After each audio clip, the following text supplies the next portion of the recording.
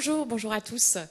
Écoutez, je suis ravie de vous accueillir au nom du CFC pour cette conférence débat consacrée au marché de la veille web, au crawler.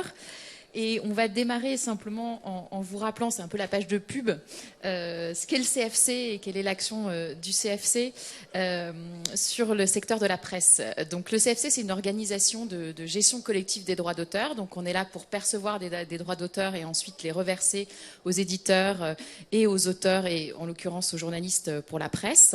Nous, on a une gouvernance qui est partagée entre les auteurs, et donc les auteurs et les journalistes et les éditeurs de livres et de presse, puisqu'on couvre deux secteurs d'activité.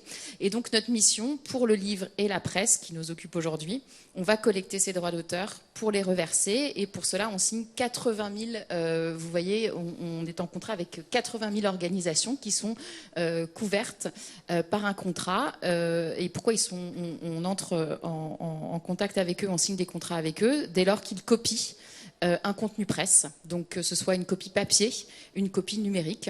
On va signer une licence avec tous ces utilisateurs.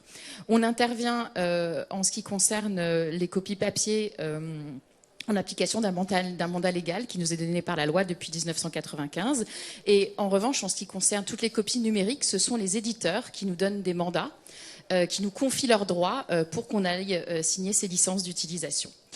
Il y a de plus en plus d'éditeurs de presse qui nous font confiance, puisque là, vous le voyez, on gère les droits de la rediffusion numérique de 5430 titres de presse, et nous avons en 2022 signé 260 mandats complémentaires. Donc il y a des éditeurs qui nous ont confié des mandats complémentaires pour que l'on gère leurs droits, qu'il s'agisse, je vais y venir dans un instant, des copies qui sont faites à l'intérieur des entreprises, des administrations, ou des copies qui sont faites à l'extérieur des organisations. Je vous donne un chiffre un peu en avant-première, c'est le chiffre des droits que nous avons répartis en 2022. Donc vous voyez, le CFC a réparti 54,5 millions de droits en 2022, et parmi ces 54,5 millions, eh bien, il y a 55% de ces droits qui a été reversé à la presse, c'est-à-dire 30 millions reversés à la presse en 2022. 30 millions de redevances de droits d'auteur. Vous le voyez là aussi, c'est essentiellement en raison de copies numériques que ces droits ont été collectés et reversés. Puisque pour 22 millions, les 22 millions correspondent à des copies numériques professionnelles qui ont été faites donc par des collectivités publiques, des entreprises privées. Il y a également des copies papier qui ont été réalisées de la presse, soit à des fins professionnelles, soit à des fins pédagogiques, et donc pour 4,6 millions. Également des copies dans l'univers pédagogique, il y a aussi des copies numériques, même si elles sont essentiellement papier, donc à hauteur de 1 million. Et puis nous avons également reversé aux éditeurs de presse, et donc à l'écosystème derrière, les auteurs et les journalistes, la copie privée numérique de la presse pour 2,3 millions.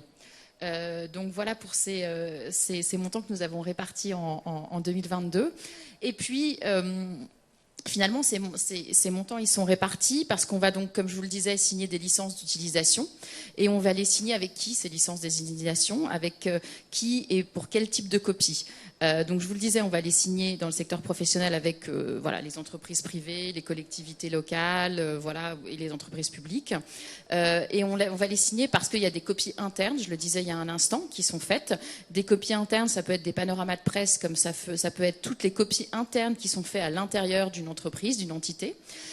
Également pour les copies externes qui sont ciblées, donc c'est par exemple des mailings clients qui sont faites par les entreprises et qui recopient des contenus de presse, ou alors des copies de contenus de presse qui sont diffusés sur les réseaux sociaux ou sur les sites web des organisations. Là, on intervient, on va également signer des licences et récupérer les droits. Autre type d'usage et de licence, c'est tout ce qui concerne les prestataires médias ou audiovisuels. Donc nous sommes en contrat avec les prestataires de veille média qui, eux, permettent de diffuser les panoramas de presse dans les entreprises. Et puis, on signe également avec tous les prestataires de veille audiovisuelle, puisqu'il y a également des copies de programmes audiovisuels dans les veilles qui sont remontées aux entreprises. Et donc, les éditeurs de presse nous font confiance, mais les acteurs de l'audiovisuel aussi et les chaînes de télévision nous confient également leurs droits. Et puis, le dernier périmètre d'intervention, c'est la veille web, dont on va parler aujourd'hui, avec deux types d'intervenants. D'abord, les prestataires de veille web, qui, eux, effectivement, pour réaliser la veille web, copient les articles de presse, même si ensuite ils ne les diffusent pas aux clients tels quels, ils ne diffusent pas les copies, ils les diffusent au travers de liens ou d'analyses. Et puis, toutes les organisations qui réalisent elles-mêmes leur veille web, elles aussi, elles doivent signer des autorisations. Et on va le voir dans un instant, c'est un marché où de plus en plus d'acteurs signent des autorisations avec nous, mais il y en a encore certains qui ne signent pas d'autorisation, beaucoup trop. Et donc, c'est toute l'action qu'on mène depuis quelques années et qu'on a menée en particulier en 2022 pour essayer de convaincre tous ces acteurs réticents à respecter le droit d'auteur. Et puis, je signale pour terminer quand même deux nouveaux périmètres d'usage que nous avons lancés en 2022. D'une part, tout ce qui concerne la recherche documentaire, c'est-à-dire qu'à chaque fois qu'on veut aller a posteriori, après avoir reçu son panorama de presse dans l'actualité, aller rechercher tel ou tel article, on va permettre dans nos nouveaux contrats, nos nouveaux mandats et ensuite nos nouvelles licences d'utilisation, on va permettre aux utilisateurs d'aller rechercher ces articles a posteriori. Et puis, autre nouveau périmètre d'utilisation, les podcasts, puisqu'on a constaté qu'effectivement, les podcasts, vous êtes peut-être utilisateurs, se diffusent de plus en plus, mais ils sont désormais copiés également dans les veilles.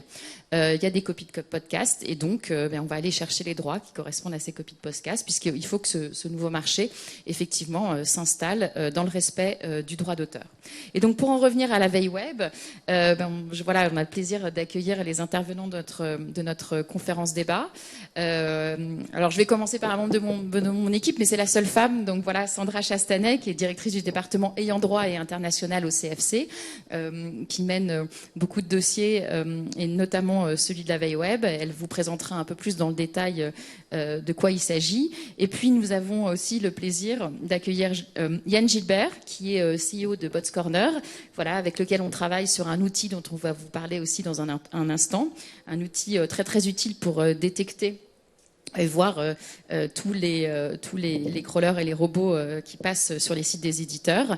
Thomas Lemeur, qui est responsable business développement du Point, merci, voilà, qui participe à nos travaux, donc un éditeur emblématique, très actif à nos côtés. Et puis Eric Bertoletti, qui est responsable business développement de Cabecrawl, et je pense que vous présenterez dans un instant votre activité puisque vous opérez sur ce marché. Voilà, je vous passe la parole et un très très bon débat. Merci Laura. Alors, je vais effectivement démarrer avec un état de la veille web et des actions qui sont menées par le CFC. Alors déjà, ce qui est un petit peu la veille web par rapport à la veille média, on en a parlé. La veille média, tout le monde connaît, les prestataires de veille qui sélectionnent de l'information et envoient des panoramas de presse à leurs clients. Alors c'est vraiment de l'envoi de contenu sous forme de PDF ou accessible sur leur plateforme. C'est un marché qui est régulé depuis longtemps. Le CFC perçoit 22 millions d'euros sur ce marché, donc auprès des prestataires de veille et auprès des clients des prestataires de veille qui rediffusent ces fameux panoramas de presse en interne. Donc la gestion collective est très présente et le marché est complètement régulé. Sur la veille web, là on est sur de nouveaux acteurs qui se sont installés sur ce marché et dont la surveillance ne va pas être de la presse print, du web, de l'audiovisuel, mais uniquement les contenus web. Donc les contenus web des éditeurs de presse, les sites de presse, et la restitution ne va pas être une communication, donc une reproduction qui est adressée aux clients, mais ça va être une veille qui va être adressée sous forme de lien avec évidemment un contexte, un extrait et éventuellement des analyses. Donc l'important, c'est qu'il y a un acte de reproduction qui est réalisé. Il y a une reproduction puisque les crawlers qui sont nécessaires pour aller chercher les contenus sur les sites des éditeurs de presse, et c'est ce qu'on va un petit peu développer, reproduisent les contenus pour les indexer, pour sélectionner les contenus et ensuite adresser des liens à leurs clients. Et on est sur un marché en pleine évolution et qui nécessitait d'être régulé et d'avoir un partage de valeur avec les éditeurs puisque c'est tout l'enjeu de ce débat. Alors le CFC qui représente les éditeurs de presse depuis longtemps, donc sur tous les marchés qu'on a cités, évidemment a développé une action que je vais vous présenter, une double action, une action contractuelle, puisque le rôle du CFC, c'est vraiment d'aller contractualiser avec les utilisateurs pour autoriser justement les reproductions, percevoir des droits et les redistribuer aux éditeurs. Donc cette action, qui peut éventuellement s'accompagner d'actions contentieuses, puisque le CFC est légitime à agir au nom des éditeurs de presse, et un volet technique qu'on va aussi développer et sur lequel nous travaillons avec, donc sur la technique Bots Corner avec Yann Gilbert qui nous en parlera. Alors, la valorisation aujourd'hui, elle existe partiellement, puisqu'on a partiellement régulé ce marché. Il y a 250 éditeurs de presse qui nous ont confié un mandat justement pour les représenter et pour aller gérer leurs droits sur ce marché. 17 prestataires de veille, donc Abecrawl qui est ici, qui aujourd'hui respectent le droit d'auteur, donc qui ont signé cette licence et qui rémunèrent justement l'utilisation des contenus des éditeurs de presse. Vous avez là justement certains prestataires qui ont signé, donc des noms assez connus. On a évidemment Abecrawl, Talkwalker, Syndup, Retriever, Bertine. Donc un certain nombre rémunèrent les contenus, mais ce marché n'est pas complètement régulé et 2 des principaux acteurs aujourd'hui n'ont pas encore signé la licence CFC. Et le CFC donc, a une action et également une action contentieuse, notamment une contre Meltwater, qui est l'un des plus gros acteurs sur ce marché, qui a été initié cet été. Le deuxième volet, c'est un volet technique, puisque ces prestataires de veille web donc, utilisent des robots pour aller chercher les contenus sur les sites des éditeurs de presse. Et du coup, ces robots, on peut les identifier, on peut contrôler un petit peu leur venue sur les sites des éditeurs de presse. Donc le CFC, qui n'a pas vocation à développer lui-même, a travaillé avec Clipeum pour justement développer cette technologie. On va en parler. L'objectif est vraiment d'identifier ces crawlers pour savoir qui est derrière, qui actionne ces crawlers et pour pouvoir les contacter pour contractualiser. Ça donne aux éditeurs une visibilité, des statistiques, des informations dont on parlera un petit peu plus. Et l'action du CFC, donc vous avez compris que l'enjeu c'est vraiment valoriser les contenus des éditeurs de presse donc sur ce marché de la veille web et au-delà d'aller d'aller cartographier tous ces crawlers, puisqu'au-delà des prestataires de veille web, on se rend compte que les robots qui viennent sur les sites des éditeurs de presse sont nombreux, ont différentes activités, et l'important c'est de pouvoir aller capter la valeur dès qu'un acte de reproduction permet justement d'aller capter de la valeur et de rémunérer les éditeurs de presse. Donc c'est tout notre enjeu, c'est tout le débat sur lequel nous travaillons ensemble. Et donc l'objectif est de pouvoir vous présenter un petit peu ces actions et avoir justement le ressenti de chacun des acteurs de ce marché. Et je vais démarrer avec... je vais revenir sur la slide. Je vais démarrer avec Eric donc, de Abecrawl, donc qui nous a fait le plaisir d'intervenir sur cette table ronde. Donc justement, Abecrawl a signé un contrat avec le CFC. Donc vous êtes un crawler et vous proposez des services de prestation de veille web à vos clients. Et du coup, est-ce que vous pouvez nous expliquer un petit peu en quoi ça consiste, quelles sont les attentes des clients et comment fonctionne Abecrawl ? D'accord. Donc effectivement, bonjour à toutes et tous. Je suis Eric Bertoletti de Abecrawl. Donc comme ça a été bien présenté, effectivement, donc Abecrawl est un crawler, d'où son nom d'ailleurs. Hein. C'est une structure qui existe depuis plus de 20 ans maintenant. Donc on fait vraiment partie des pionniers hein, parmi les éditeurs de solutions de veille sur Internet. L'idée au travers de nos solutions, c'est vraiment de permettre à nos clients d'accéder au contenu de veille dont ils ont besoin. Ça peut être extrêmement varié.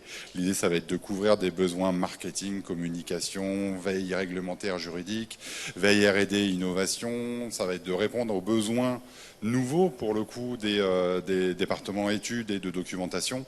Donc l'idée, c'est d'offrir finalement une solution qui se veut universelle, capable de surveiller tout ce qui est accessible sur Internet. Et quand on parle de tout ce qui est accessible sur Internet, bien entendu, on va entendre les supports presse, parce que ça reste un socle très important pour tout veilleur aujourd'hui. Alors il faut retenir qu'on ne surveille pas que la presse au travers de nos solutions. L'outil permet de surveiller également des sites web classiques, des blogs, des forums, des groupes de discussion, les différents médias sociaux, des bases documentaires accessibles en ligne. Voilà, un large panel de sources qui peuvent être surveillées, pour lesquelles on va collecter du contenu pour le compte de nos clients, un contenu qui va être indexé et restitué sous forme de liens, avec la possibilité, bien entendu, de traiter dans le sens où on va pouvoir classer l'information. Le client pourra classer son information, pourra potentiellement analyser cette information. L'idée, c'est aussi de donner un peu plus de sens à l'information une fois qu'elle a été captée. Mais voilà un petit peu la raison d'être aujourd'hui de Quabecrol. Et justement sur la presse, donc qui est une des sources, mais quel est l'intérêt d'avoir vraiment la presse et quelle proportion sur vos services représente un petit peu la presse ? Alors, la presse reste un socle, comme je le disais, très solide. Pourquoi ? Parce qu'on est sur de l'information qui est de l'information en provenance de professionnels qui ont su faire leur travail d'investigation, de vérification, de compression de cette information avec la part d'analyse additionnelle qui permet de comprendre un environnement.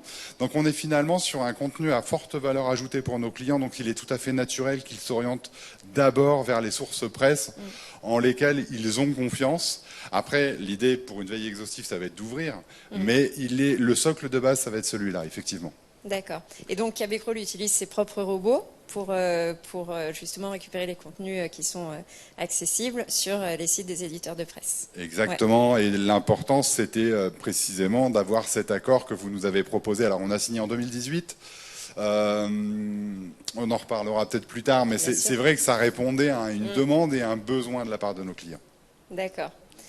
Et Thomas, donc Thomas Lemaire du Point, donc qui travaille effectivement activement sur ces sujets et avec le CFC, puisque on anime un groupe d'éditeurs avec notamment la solution Bots Corner.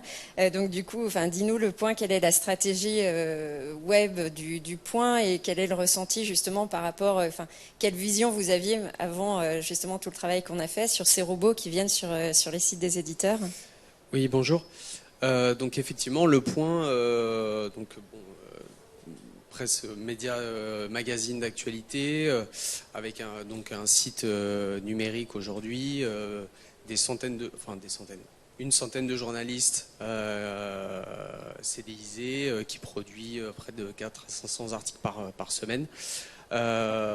Donc nous, en fait, la vision qu'on a des robots et des crawlers, c'est au démarrage, avant de travailler sur ce sujet avec vous et avec Bots Corner, on avait un peu une vision éloignée de tout ça.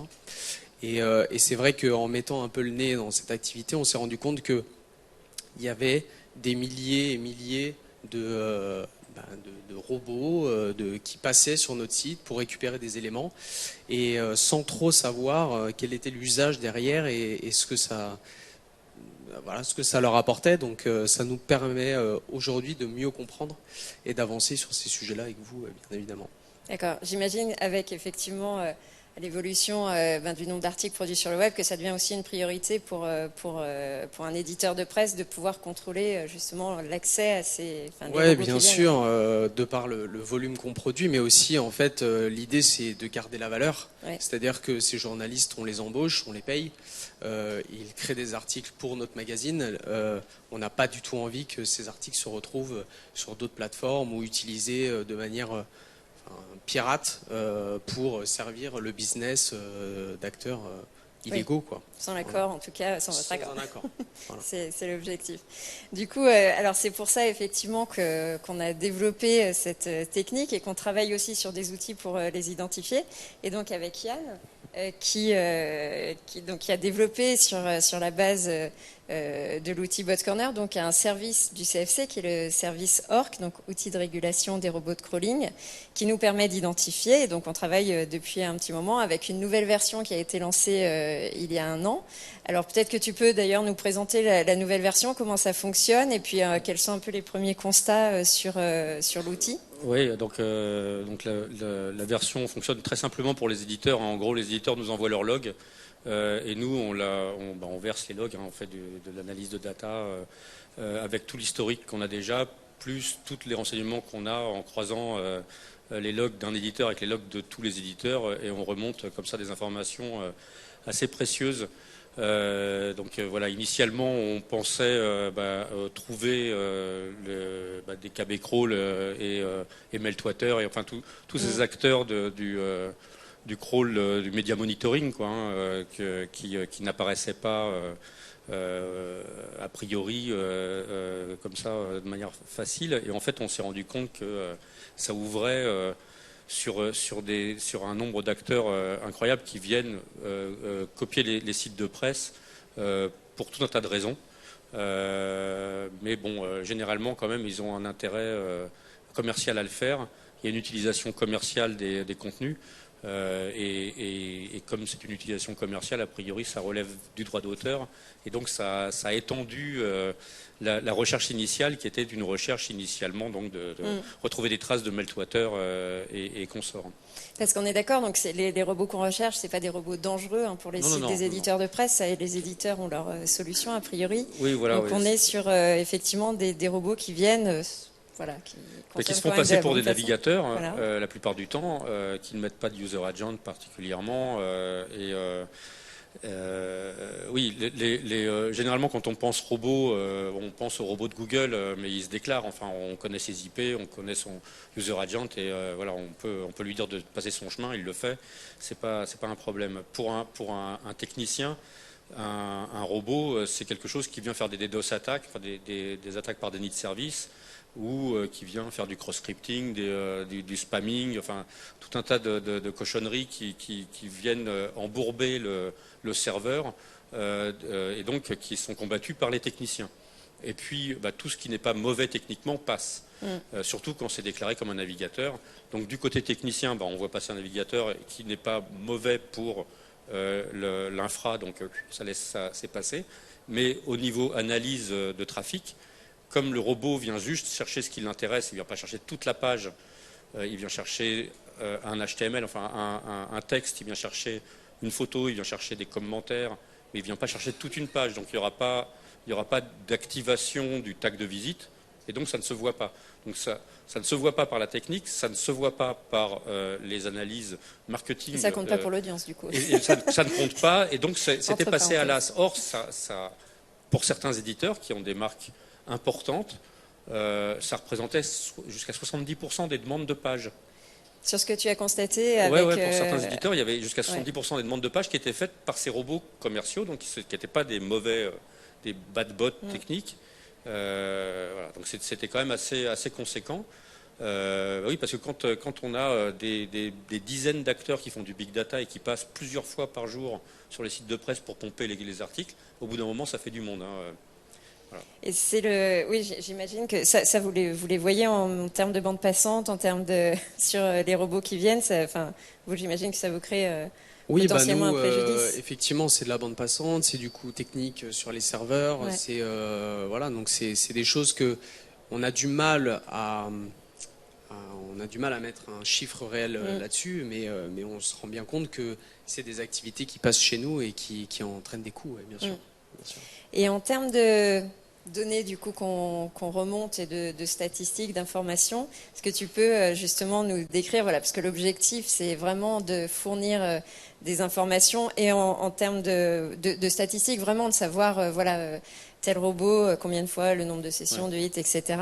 Et d'identifier derrière, tu peux nous expliquer un petit peu le process. On traite donc toutes les informations qu'on reçoit et on fournit un dashboard pour les éditeurs et pour le CFC qui a une vision globale marché. Donc on fait remonter le volume de données qui sont prises, que vient chercher le robot, quelle est la personne morale qui est derrière, parce que ce qui est intéressant, c'est d'avoir la personne morale, c'est pas tellement le robot. Quand on a la personne morale, on a l'intention, on a le modèle économique, on sait pourquoi ils viennent, qu'est-ce qu'ils viennent chercher et comment ils l'utilisent, et est-ce que éventuellement ça peut être un partenaire ou parce que c'est un concurrent aussi, donc ce qui arrive aussi. Voilà, donc toutes ces informations qui vont être nécessaires à la partie business en fait, que ce soit le business CFC puisqu'il y a un mandat pour gérer les droits d'auteur et droits voisins pour le CFC, ou pour l'éditeur pour gérer ses grands comptes, d'éventuelles utilisations indues. On se rappelle le premier qu'on avait remonté, c'était un type qui proposait des photos pour animer les vitrines. Bon, c'est ridicule, hein, c'est pas avec ça qu'on va faire du gros business, mais en gros, pour animer les halls d'hôtel, les vitrines de pharmacie, je sais pas, les salles d'attente de médecins, on met un téléviseur et puis on va pomper des images avec des petites légendes, et c'était celle du Point qui passait, et donc quand on leur demande, mais vous avez demandé l'autorisation à l'éditeur, ils disent, bon, non, c'est gratuit. Oui, c'est gratuit, mais pas pour le Point, parce que le Point, à chaque fois que quelqu'un affiche la photo, c'est la bande passante du Point qui l'envoie partout. Mais l'autre vend son service de photos d'animation sans acheter les photos et sans payer la bande passante.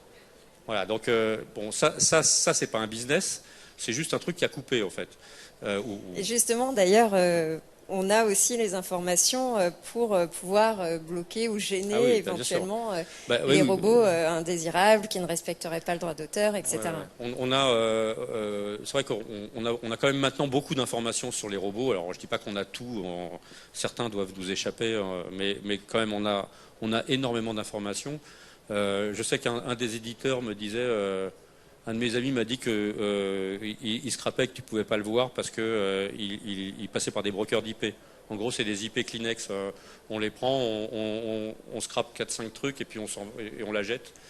Et voilà. Mais sauf que pour vendre des IP en tant que broker d'IP, il faut avoir une vitrine de vendeurs d'IP à acheter. Et ces IP-là, au bout de quelques années, on commence à les connaître aussi en fait. Donc quand on les voit passer, on sait que ça vient d'un broker d'IP, que vous et moi n'avons pas accès, n'achetons pas des IP de location jetable pour venir sur des sites, et donc voilà, on peut dégager ça aussi.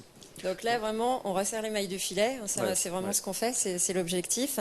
Et dans un but, on fait remonter l'information. On fait remonter l'information. Déjà, les éditeurs le savent, l'information, c'est important, ils la vendent, ils vivent dessus. Donc l'information, c'est le pouvoir. Quand vous avez toute l'information, vous savez si celui-ci doit passer ou pas, et s'il passe, est-ce que c'est un partenaire, est-ce que c'est un client, est-ce que c'est quelqu'un que je vais envoyer au CFC pour qu'il gère le marché en général et qu'il le régule. Et donc en termes de valorisation, parce que l'objectif final, c'est quand même pas de faire la police et de barrer, c'est vraiment de valoriser et de réguler le marché.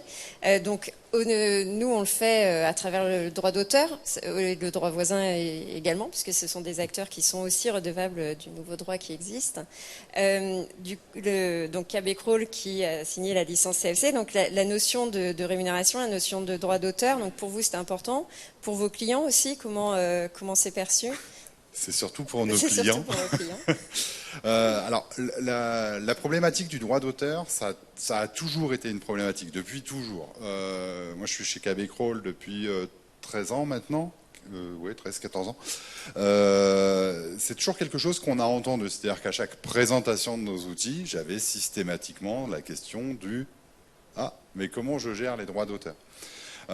Donc, on avait des solutions dites alternatives à proposer jusqu'à la signature de ce contrat avec le CFC, mais c'est vrai que c'était moyennement satisfaisant. En tout cas, ça ne rassurait pas complètement nos clients vis-à-vis de cet aspect de gestion du droit d'auteur. Donc le fait de pouvoir mettre en place cet accord a été très bien perçu par l'ensemble de nos clients qui se sont dit « Enfin, on a un cadre, on a quelque chose, on a la garantie quelque part que ce qu'on fait, on le fait bien ». Alors j'alerte également sur d'autres aspects que sont notamment le fait de rediffuser de l'information, parce que ça c'est un autre contrat. Il faut avoir toutes les autorisations nécessaires. Mais pour l'activité de surveillance, de collecte, de traitement inhérente à nos solutions, il y a effectivement cette possibilité et le fait que nos clients peuvent le faire maintenant librement en ayant l'assurance que ce qu'ils font c'est correct vis-à-vis des éditeurs et vis-à-vis de la gestion des droits d'auteur.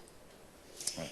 Et pour les éditeurs, donc c'est vrai qu'aujourd'hui on est dans une action collective. Donc quelles sont les perspectives? Comment vous voyez est-ce que c'est une valorisation qui va être pertinente dans votre modèle économique? Comment vous voyez l'approche collective, individuelle? En fait, je pense que là, on est en train de mettre en place des process et des actions qui sont très pertinentes. D'abord, on a pu utiliser un outil très puissant qui est celui de Bots Corner, qui nous permet d'avoir de la visibilité sur ce qui passe sur nos sites. Et derrière, effectivement, travailler de manière collégiale avec d'autres éditeurs de presse via l'organisation collective et le CFC, c'est très important parce qu'on aura toujours plus de force et plus d'impact à aller parler avec un crawler ou avec une entreprise qui a des besoins et qui passe sur plusieurs sites d'éditeurs de presse que si on le fait tout seul et par nous-mêmes. Je l'ai expérimenté. En général, quand on les contacte en tant que Le Point, soit on n'a aucune réponse, soit effectivement il y a un premier contact qui est fait, mais derrière ça répond pas. C'est aussi compliqué pour le CFC, donc j'imagine. Oui, bien sûr. Mais ce que je veux dire, c'est que effectivement, de toute façon, ce n'est pas que ce sujet, on le voit aussi sur d'autres sujets, les droits voisins, etc. C'est que à plusieurs, on est plus fort et on a plus de poids et on a plus de voix. Donc c'est très important pour nous. Ouais. Et j'espère, et en tout cas, je pense que dans le futur, ce sera mieux régulé et peut-être aussi mieux perçu de la part de ceux qui passent sur nos sites, qui comprennent qu'effectivement, il faut qu'à un moment donné, ils contractualisent. Enfin, ça permet d'être plus efficace aussi bien sur la reconnaissance parce qu'on a les données de plusieurs sites de presse, donc on arrive vraiment à identifier tous les robots. Et effectivement, sur l'action collective, la contractualisation, voilà, ça donne, quand on représente 250 éditeurs de presse française, effectivement plus de poids. Donc oui, voilà. Et puis aussi, j'en parlais tout à l'heure, tout ça, c'est des coûts. C'est-à-dire que nous, Le Point, quand on va aller essayer d'attaquer un crawler, ça va être des coûts juridiques. Si on essaye de les bloquer, c'est des coûts techniques. C'est du temps homme. Voilà. Donc, pour un pourcentage de réussite qui est pour le moment très faible, donc passer par un organe collectif, c'est aussi... Et ça apporte aussi des solutions aux acteurs du marché qui contactent le CFC, qui ont une autorisation qui est plus globale. Donc c'est aussi l'intérêt. Et donc c'est vrai que nous on est entré sur ce sujet, ce débat par la veille web, parce qu'on était sur le marché de la veille, l'évolution de la veille média vers la veille web, mais on voit aussi quand même une diversité d'acteurs. Alors d'ailleurs justement de robots, Yann, qui pour leur activité, qui ne sont pas vraiment centrés sur la veille de presse. Mais pour autant, la presse est quand même crawlée pour soutenir une autre activité. Et on voit que les acteurs sont assez divers. Alors oui, ça commence déjà par le big data. Vous crawlez tous les sites, tous les grands sites importants. Vous récupérez tous les articles. Vous mettez ça sur un seul format XML et ça vous fait une base de data que vous pouvez revendre ensuite au gigaoctet ou en laissant passer des robots de vos clients dessus. Donc on a vu ce genre d'activité. De manière assez inattendue, les gestionnaires de flux RSS qui proposent de vous laisser recevoir les informations qui sont contenues dans les flux RSS, mais ils ont généralement un service pro, parce qu'il faut bien vivre, et le service pro vous permet d'avoir une lecture hors ligne, donc ça veut dire qu'il faut avoir chargé l'article, avoir une lecture hors pub, revoir le modèle économique de l'éditeur. D'ailleurs, dans le service hors pub de Opera News, je crois, ils vous balancent leur pub à eux. Oui, on dérive la monnaie. Non, mais faut pas perdre le nord non plus. Enfin voilà, donc on retrouve énormément d'activités. Il y a des sites qui proposent aussi de vous faire des articles à la volée sans les journalistes, juste par des robots, mais pour ça, vous scrapez l'article du Point, du Figaro, du Monde, etc. Vous concaténez, vous agrégez, vous en faites un article qui sera mieux calibré, il y aura tous les mots pour le SEO, etc. Et ça, vous pouvez le vendre à des tiers. Donc il y a tout un tas d'activités, enfin c'est sans fin. Alors c'est très efficace, c'est généralement très bien fait. Moi j'ai découvert plein d'activités que je n'aurais pas imaginées parce que au début je cherchais que des KB Crawl & Co. Enfin, il a signé en 2018, on le cherche plus, mais avant on le cherchait. Voilà, donc on a trouvé vraiment énormément d'activités. Le crawling est très dynamique. Ça utilise beaucoup la presse, contrairement à ce qu'ils disent, parce qu'ils parlent de big data, mais la data qui remonte de mon réfrigérateur quand il n'y a plus de lait Candia dedans, ça n'a pas de valeur ajoutée spéciale. La data qui est contenue dans un article du Point, là il y a de l'intelligence en fait. Donc c'est pas la même data. Il y en a à valeur ajoutée et d'autres qui est de la data brute. Voilà. Donc et c'est bon voilà, c'est celle qui est vue par le droit d'auteur. On commence à la cartographier. On a une vingtaine, je crois, de grandes classifications. C'est ça.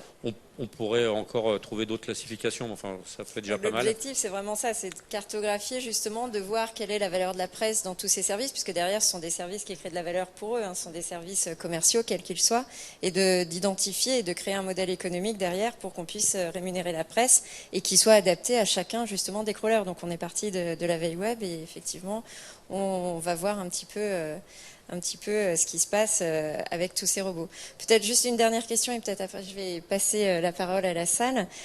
Sur la veille de presse, on voit aussi beaucoup la veille des réseaux sociaux.